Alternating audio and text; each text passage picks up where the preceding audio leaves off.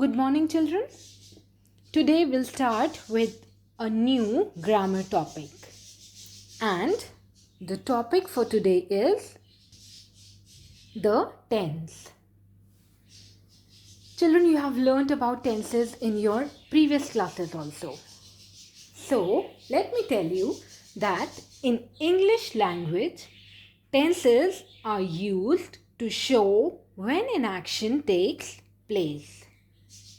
So let us learn something about tenses now. Children, we know that tense is about time. Now let us read these sentences. John was 2 years old. So we understand from this sentence that it is telling us about something which has happened earlier. Okay? John was 2 years old. So it is telling us about past.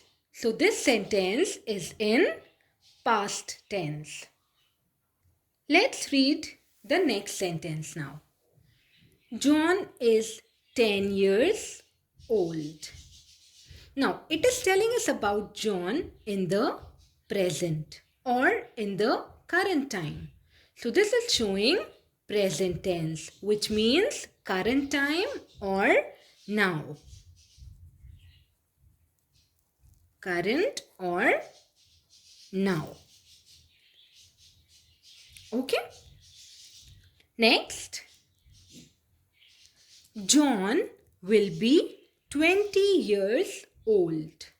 Now here in this sentence is telling us about John many years later or a few years later. So this is about future. So this is in future tense, which means later. Okay. John will be 20 years old. Now children, if you notice all the three sentences, John was 2 years old, John is 10 years old, John will be 20 years old. In all these sentences or all these three sentences, they are telling us about John. Something about him. He is 2 years old, 10 years old, 20 years old. But what is really changing in these sentences? Yes, children. So what is really changing in these sentences? Only the be verb. Was, is, will be is changing in the three sentences. So actually the three be verbs are telling us about John in different times. Can you see, children? Only the be verb was, is, will be is changing in the three sentences. So the three be verbs are telling us about John in different times. Like was. Was is telling us about John in past. Was is telling us about past. Is telling us about present. And will be is telling us about future. So all that is changing are verbs. Okay, children? So all that is changing are verbs. Was, is, will be.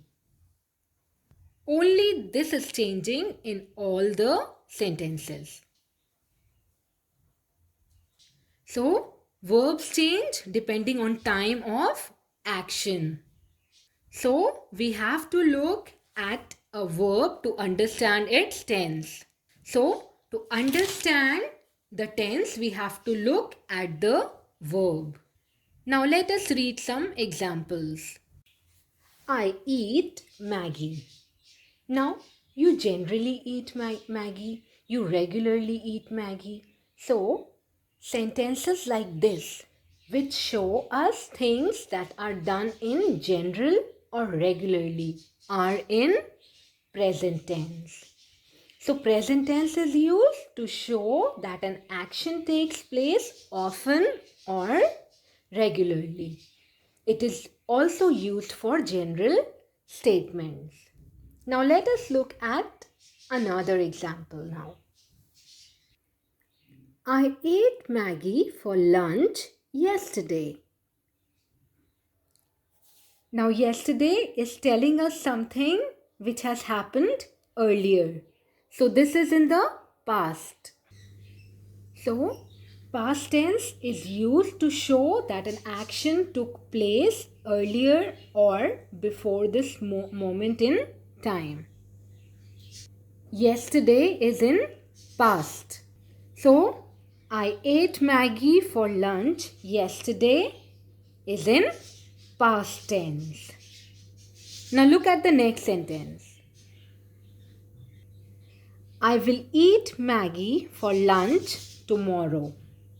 Now, tomorrow is telling us something that will happen later, not now. So, tomorrow is in future. So, tomorrow is what? Tomorrow is future. So, this sentence, I will eat Maggie for lunch tomorrow. Will eat is the verb that is changing here.